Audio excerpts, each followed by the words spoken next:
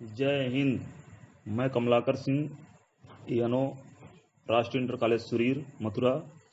Dear cadet, आज के lecture के लिए हमने एक ऐसे विषय को चुना है जो समाज के संवेदनशील विषयों में से एक गिना जाता है। हम बात कर रहे हैं बेटी बचाओ बेटी पढ़ाओ अभियान की।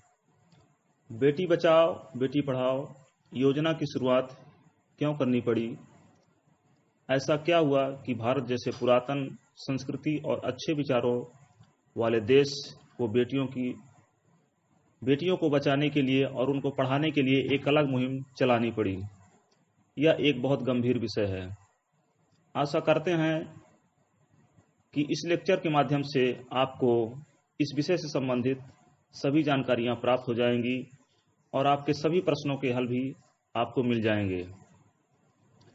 यत्र नार्यस्तु पूज्यन्ते रमते तत्र देवता, अर्थात जहाँ नारियों को सम्मान दिया जाता है वहाँ साक्षात देवता निवास करते हैं।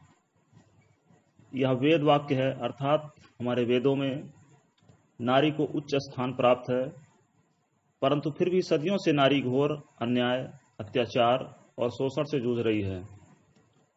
हमारा भारत देश पौराणिक संस्कृति के साथ साथ महिलाओं के सम्मान और इज्जत के लिए जाना जाता था, लेकिन बदलते समय के अनुसार हमारे देश के लोगों की सोच में भी बदलाव आ गया है, जिसके कारण अब बेटियों और महिलाओं के साथ सम्मान और इज्जत का व्यवहार नहीं किया जाता।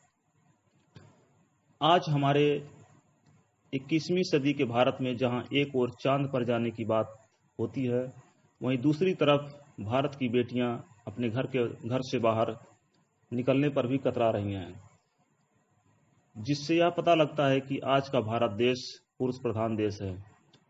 लोगों की सोच इस कदर बदल गई है कि आए दिन देश में कन्या भ्रूण हत्या और शोषण जैसे मामले देखने को मिलते रहते हैं, जिसके कारण हमारे देश की स्थिति इतनी खराब हो गई है कि दूसरे देशों के लोग हमारे भारत देश में आने से डरने लगे हैं।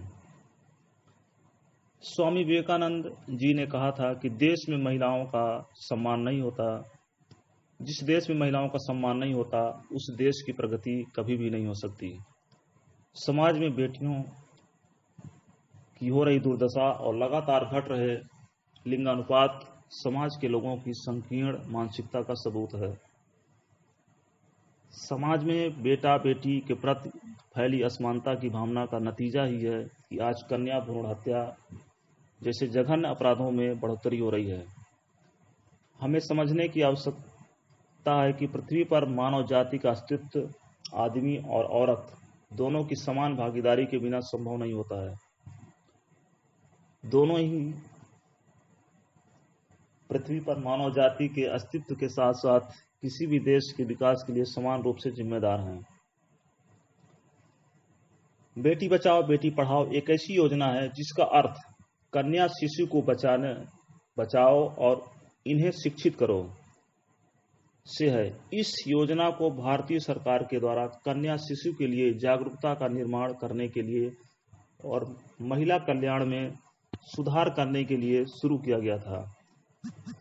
बेटी बचाओ बेटी पढ़ाओ योजना महिला एवं बाल विकास मंत्रालय, स्वास्थ्य मंत्रालय और परिवार कल्याण मंत्रालय एवं मानव संसाधन विकास की एक संयुक्त पहल है। लड़कियों की सामाजिक स्थिति में भारतीय समाज में कुछ सकारात्मक बदलाव लाने के लिए इस योजना का आरंभ किया गया है। इस योजना का उद्घाटन माननीय प्रधानमंत्री श्री नरेंद्र मोदी जी ने 22 जनवरी 2015 को हरियाणा राज्य के पानीपत जिले में आरंभ किया था। हरियाणा में इसलिए क्योंकि हरियाणा राज्य में जो लिंगानुपात है वो लड़के और लड़कियों में बहुत असमानता है, जिसके कारण वहाँ का लिंगानुपात गड़बड़ा गया है। इस योजना को शुरुआत में पूरे देश के 100 जिलों में जहां पर सबसे अधिक लिंगानुपात गड़बड़ाया हुआ था, वहां पर इस योजना को प्रभावी तरीके से लागू किया गया है और आगामी वर्षों में इसे पूरे देश में लागू किया गया है। देश में लगातार घट रहे लिंगानुपात पर काबू पाने, बेटियों को सुरक्षा करने और उन्हें शिक्षित करने के उद्देश्य से इस योजना की शुरुआत की गई है। शुरुआत में जिन जिलों में बेटियों की संख्या बेहद कम थी और उनकी स्थिति बेहद खराब थी, उन जिलों में इस योजना की शुरुआत की गई थी ताकि वहां की बेटियों की दशा में सुधार लाया जा सके और बेटियों के प्रति लोगों की संकीर्ण सोच को बदला जा सके। इस योजना के अनुसार बेटियों की शिक्षा के लिए उचित व्यवस्था की गई है और लोगों की सोच को बदलने के लिए जगह जगह इसका प्रचार प्रसार किया जा रहा है, जिससे लोग बेटे और बेटियों में किसी भी प्रकार का भेदभाव नहीं करें। इस योजना के तहत यह सुनिश्चित किया गया है कि बेटियों को भी अपना जीवन जीने का पूर्ण अधिकार प्राप्त हो। दूसरी योजना के विषय में जो हम बताने जा रहे हैं वो है मिशन इंद्रधनुष। मिशन इंद्रधनुष भारत सरकार के स्वास्थ्य एवं परिवार कल्याण मंत्रालय ने 25 दिसंबर 2014 को मिशन इंद्रधनुष की शुरुआत की थी। मिशन इंद्रधनुष एक बूस्टर टीकाकरण कार्यक्रम है जो कम टीकाकरण कवरेज वाले 201 जिलों में शुरू हुआ था। यह यूनिवर्सल टीकाकरण कार्यक्रम में शामिल किए गए 7 रोगों के खिलाफ 7 टीकों का प्रतिनिधित्व करता है, जो इस प्रकार हैं: तपेदिक, poliomyelitis, hepatitis B, diphtheria, pertussis, tetanus और खसरा। इसके अलावा खसरा, rubella, rotavirus, haemophilus influenza type B और पोलियो के खिलाफ टीकों को शामिल करने के बाद इन टीकों की संख्या 12 हो गई है।